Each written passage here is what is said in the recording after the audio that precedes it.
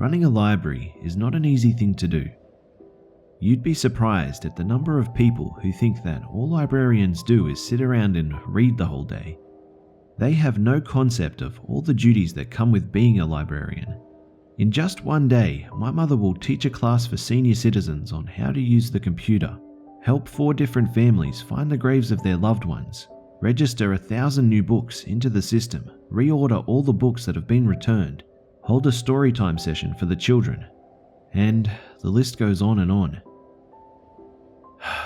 The point of me telling you this is for you to understand that it takes a person with a degree and years of experience to run a library, and I am not that person.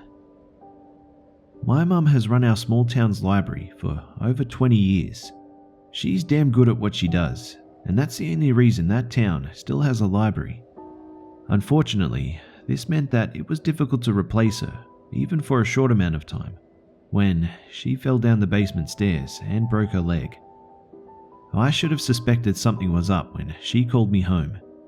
I'm a freelance writer, so it's not difficult for me to come back to rural Minnesota at a moment's notice. You'll understand, however, that I don't do it very often. I rarely have any shred of desire to return to my hometown. I need you to watch over the library for me until I go back to work. When my mum said that, it wasn't a request so much as an order. It was easy to tell from the set look in her eyes that she already mentally decided I would be taking over for her, regardless of any request of mine. As the librarian's daughter, I knew better than anyone how difficult her job is. I blanched when she asked me and said, "Mum, there's no way. I don't know how to register books. I don't know how to use the system." My mum waved her hand dismissively. "That's not a problem. You won't have to register any books. You can just check them out, which you've done before. Another librarian from County Rock will be coming once a week to register any new books and fix anything you might have screwed up." I wanted to scowl at that, but I held back, mostly because it was true. For the most part, I need you to deal with the patrons, help them find books, help them research, keep the computers up and running. You do realize you're asking me to do the impossible, right? Look, I know this isn't ideal, but it's only for a few weeks until my leg is better. I just need you to keep things afloat. You know, if there was anyone qualified to do this, I'd ask them. As it is, you're the closest to a qualified librarian this town has, aside from me. You've grown up with the library, and you know the basics of how it all works. You can do this. I gave my mum a skeptical look, but she just returned it with an encouraging smile. I sighed as she began to give me a rundown on my duties as her stand-in.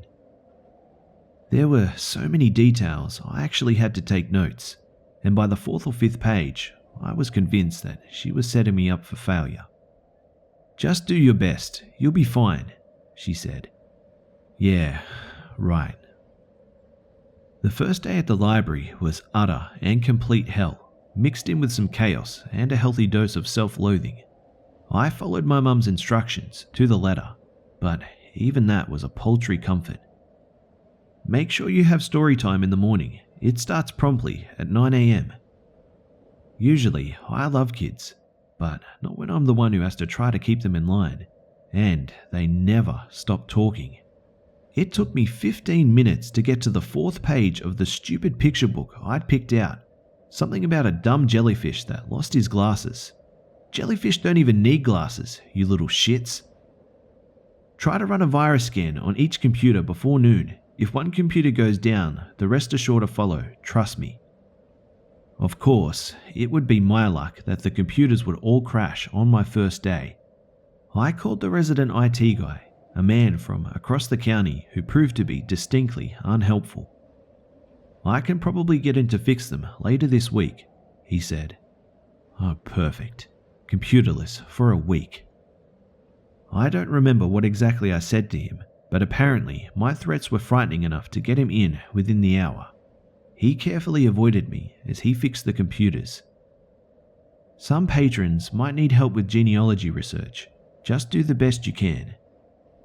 Even with the websites my mum provided, it was near impossible to find these people. My great-great-grandmother's name was Ethel. Can you find her for me? I can try. What's her last name? Oh, I'm not sure, but I know she lived in a red house. I see. Any other information? She was a witch. I'm trying to find her spellbook. Right. Some kids will probably be coming in to find books for school. They have a reading program in school and they have to earn a certain number of points in a semester by reading books in their reading level. Make sure to get them books appropriate for both their age and reading level. What do you mean? Screamed the soccer mum, her long manicured nails tapping on the library desk. Her 8-year-old son stood a little ways away, browsing the sports books. It's just not age appropriate, ma'am. I'll have you know, my son is damn smart and he can read whatever he wants. Ma'am, about half of this book is about rape and the other half is about murder, I said, losing patience. What? She shrieked, throwing the book down on the counter in disgust. Why on earth would the school recommend such filth? And why do you offer it here? Really, I expect more from a public institution like this. So, like I said, the first day was exceptionally long and brutal, and the days after weren't much better. There were a few odd instructions that my mum had given me before sending me on my doomed mission. They were so strange, in fact, that I asked the hospital if they'd check my mum for a concussion, because she was obviously talking nonsense. She had to be. Every night after you lock up, go down to the library basement. Make sure to take along a book of your choice. It can be anything. Then you'll need to sit down there and read aloud for at least half an hour. I blinked as I stared at my mum, giving me a stern look from her hospital bed. Am I supposed to record this, or... No, don't worry about that.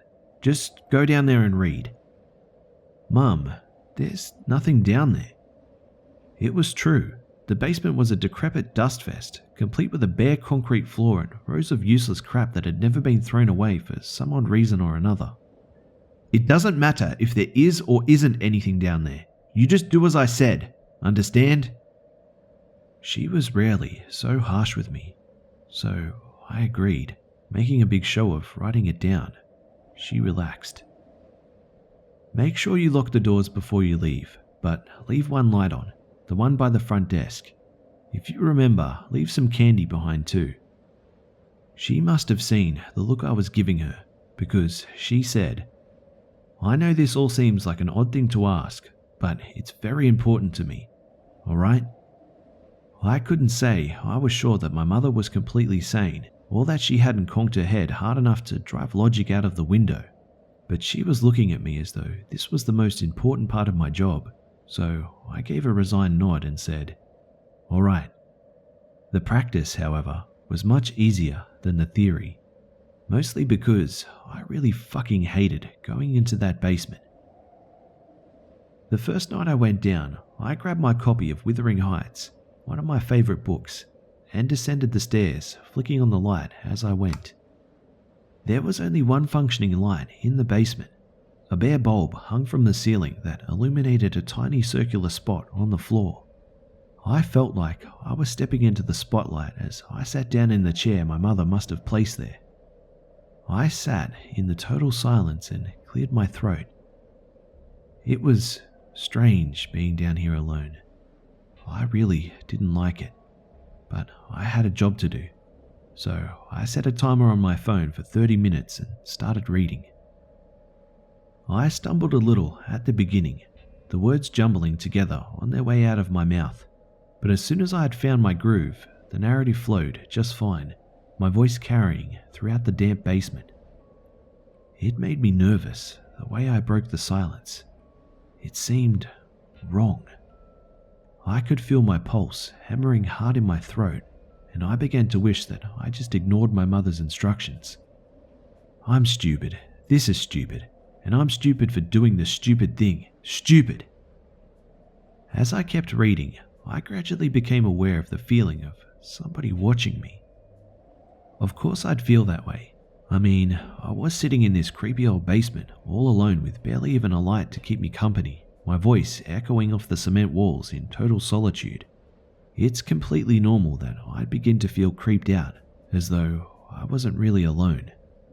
I guess it was normal, but that didn't mean that I liked it. I was startled when my phone roared to life, its jingle signaling the end of my 30 minutes. Swallowing hard, I silenced the offending object and raced up the stairs, suddenly feeling that something was going to slither out and drag me back down if I wasn't careful. I slammed the basement door shut and ran through the library, finishing everything as quickly as I could. I left the light on over the front desk. I'd bought a candy bar during lunch, a Milky Way if you're curious, and I left it on the desk. It looked like an offering to something. I couldn't stop shaking. I ran out the front door and locked it, checking and rechecking to make sure that I hadn't made a mistake. I won't lie, I was relieved after locking it, as though the extra barrier between myself and the basement would save me from, well, something. It took me a full 10 minutes before I was calm enough to climb into my car and drive to my parents' house, where my mum and dad had set up my old room for as long as I'd be running the library. Dad was at the hospital with Mum, who hadn't come home yet, so I had the whole house to myself. I got drunk that night, prying open my dad's liquor cabinet and drinking whatever I laid my eyes on. I threw on some stupid sitcom and sat in the living room, all the lights on and a blanket drawn around me like a suit of armor. So ended the absolute worst first day of a job I'd ever had. That first week, it was anything but easy. On Tuesday, I made a kid cry during story time. On Wednesday, I caught one of the patrons trying to watch porn on the computer. On Thursday, the town pervert came in specifically to harass me, and I had to threaten the police on him when he started bragging about his massive cock. On Friday, it rained and the roof leaked, ruining about a dozen good books that would have to be replaced. The one thing that got easier, at least, was the basement. At first, I'd been so confused as to why my mother had asked me to do all these strange rituals. It was like she was trying to assuage a spirit or something. The moment that thought occurred to me, I realized what was happening. My mother, you see, is a big believer in ghosts. The library has always had its share of bad luck, lights going out on their own, computers crashing, etc. And she must have started to believe that it had its own little haunting. Perhaps she thought that if she read to it, gave it offerings, that things would go smoothly. After that, my nightly rituals actually became kind of fun. I started to imagine that the ghost my mum had been communicating with was another young woman just like me. I picked out books that I thought she might like and put more feeling into my readings. Occasionally, I'd find myself talking to her absent-mindedly throughout the day. In the end, I even started believing that she might actually be there. It started with the candy. As per my mother's request, I'd buy the elusive little spirit something as an offering. I started out with chocolate, and I'd throw it away in the morning. One night, however, I left a bag of Skittles, and the next morning, it was gone. I had scoured the library looking for some sign of candy, but it was just gone. From then on, I started buying all different kinds of treats, seeing if I could get different results. Chocolates were usually left behind, but hard candies were almost always gone by the next day. After about 3 weeks, I decided that, yes, there was a ghost, and I was beginning to understand its preferences. Maybe it seems that I'm being a little too cavalier about all this. After all, it's not every day that people decide they're dealing with ghosts and start messing around with them. Of course, you have to remember that I hadn't actually seen any ghosts. I'd just imagined that they must be there. To me, it was something of a game. I got to play make-believe, and some forces that be played along. It was fun, if a little strange. That all changed one night, just after closing, when I made the mistake of letting down my guard. Everyone in town knew that the library closed at 8 p.m. on Thursdays. It was already 8:30 and I was choosing a book. I'd just about decided on Little Women when I heard the bells above the door jingle and somebody step into the library. Now, I hadn't locked the door yet because, well, I didn't think I needed to. I can already hear you guys telling me how stupid I am, but cut me a little slack. After all, it's a small town, and nothing ever happens in small towns, right? Guess again. I peered out from the bookshelf I was standing near and saw the town pervert walking towards me. He had this big shit-eating grin on his face, and immediately I was on high alert. Let me give you a quick rundown on how this guy looks. He's massive, and I don't mean fat. He's ridiculously tall with a fair amount of muscle bulging out of his ill-fitting and stained clothes. He lacked the capacity to understand personal hygiene, apparently, because his hair was always greasy and his breath, it smelled like the inside of a bat cave. He had a bad habit of getting inside a person's personal space and leering at them, his eyes traveling shamelessly over their body. It disgusted me. My mum had always warned me about this guy. We'll call him Chad for the sake of anonymity. See, Chad would try to fuck anything that moved, regardless of age or circumstance. He'd been around since I was a kid, and he had often tried to convince both me and my older sister to come into his house and talk with him, just for a moment. He had something nice to give us. He'd gotten kicked out of the library several times in the past for hitting on minors, or on my mother herself. He had wandering hands and no sense of decency, and at that moment, I was alone with him.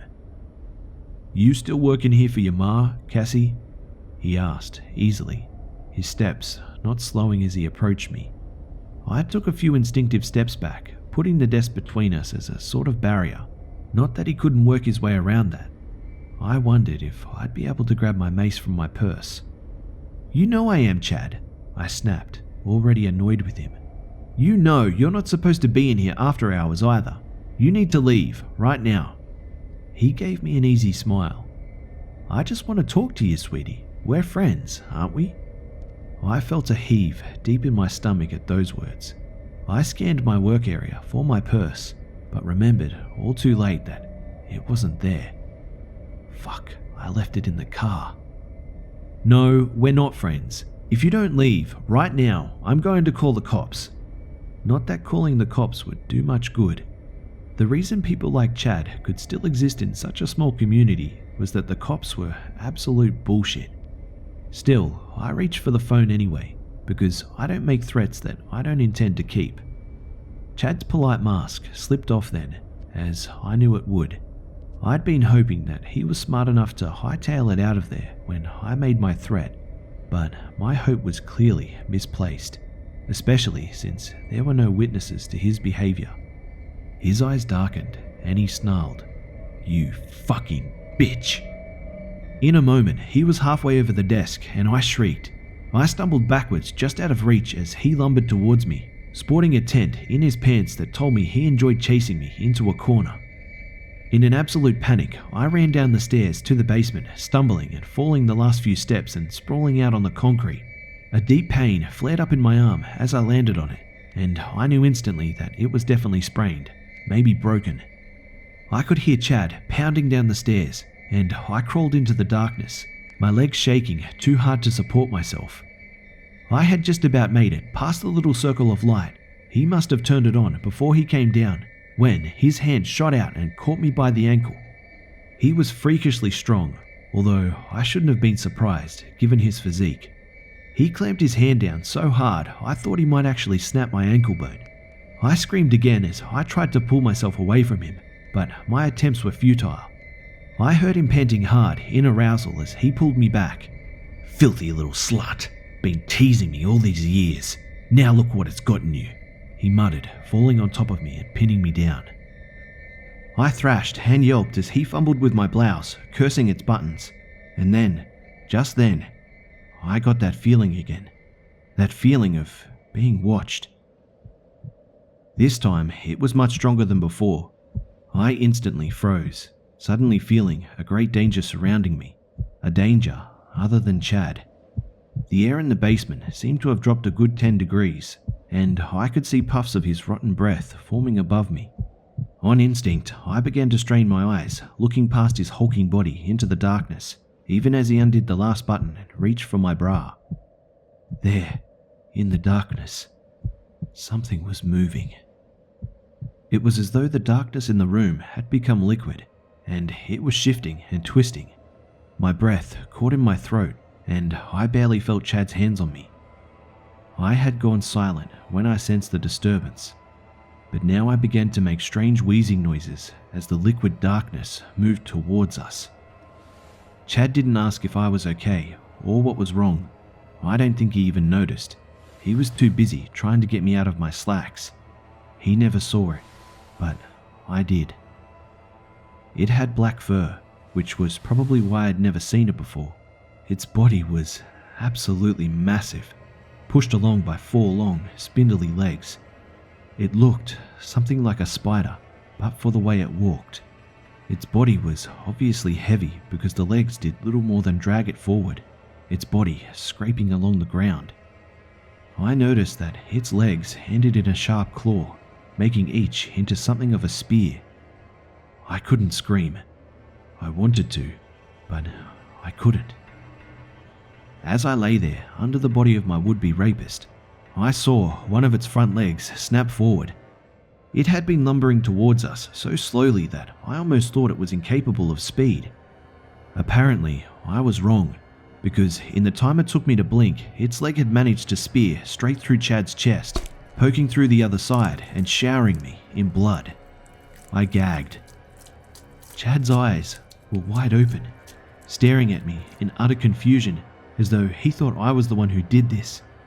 In reality, I was just as surprised as he was, especially when the leg began to split apart into smaller appendages, goring him from the inside out. In absolute horror, I crawled backwards, bumping into some boxes behind me. The creature dragged Chad's still struggling body back towards its bulk before extracting its limb. With great effort, it pulled itself up on its legs. Now, I could see its belly. Well, what should have been its belly. I watched its fur pull back to reveal several rows of jagged yellow teeth pointed just slightly outwards. Its maw was larger than my torso, and I watched as it lowered itself down on top of Chad. I'm glad that I couldn't see exactly what those teeth did to him. Most of my vision was blocked by the black furry body, but I did manage to see the blood. The amount of red that covered the floor and coated the beast gave me a pretty good idea of what was happening. I seem to recall that Chad's screams went on a great while longer than I expected them to. The sickening crunch of Chad's bones stopped, and it settled itself on the floor once more. Its legs began to drag its body forward as it crawled to me. Tears were coursing down my cheeks as I thought about what had just happened to Chad. I had never really planned out what kind of death I wanted, but I knew that wasn't it. I was shaking so hard, the boxes behind me started to rattle as the thing crawled towards me at an agonizingly slow pace. It stopped just in front of me. I found myself frantically searching for eyes, but I found none. I had an awful moment where I wondered if it could smell me. And then, something amazing happened. Something amazing and unbelievable. It lifted itself up just a bit and spit out a wrapper. A Skittles wrapper. There was a long moment where neither of us moved. The black creature was waiting for me to do something, and I was waiting to do it. Eventually, I mustered up enough courage to reach forwards and pick up the wrapper. As soon as I did, it turned itself around, dragging its heavy body back to the corner it had been hiding in. I sat there for a long moment, staring alternatively at the wrapper and then at the mess of blood that the beast had left on the floor, splattered with the occasional eyeball or tooth. I stared and I thought. Eventually, I stood up. I walked on shaking legs up the stairs until I got to the young adults aisle, plucking Little Women from the shelf. I walked back down to the basement, riding the chair that had been tipped over during my struggle with Chad. I sat down and, in a surprisingly steady voice, I began to read. It was about 2 weeks later that my mum was cleared to come back to work. Well, cleared might be a poor term. It's more that she ordered the doctor to give his consent for her to return to work, otherwise she was going to find and kill him in his sleep. Well, something to that effect anyway. Hey, the women in my family are scary, what can I say? I decided to stick around for a few more weeks, helping my mum out as she got back to her daily routine. She observed me carefully, probably trying to decide if I knew what she thought I knew. One night, as we were closing, she asked me, "Did something happen to Chad? He usually comes in at least once a day, and I haven't seen him at all since I've been back." I shrugged, thinking of the hour I'd spent cleaning up the basement so there would be no trace of the incident. Guess I don't know. Maybe he decided to skip town. "It does look that way, doesn't it?" she said, watching me closely. After a moment of silence, she said, "Would you like to read tonight? Or should I?"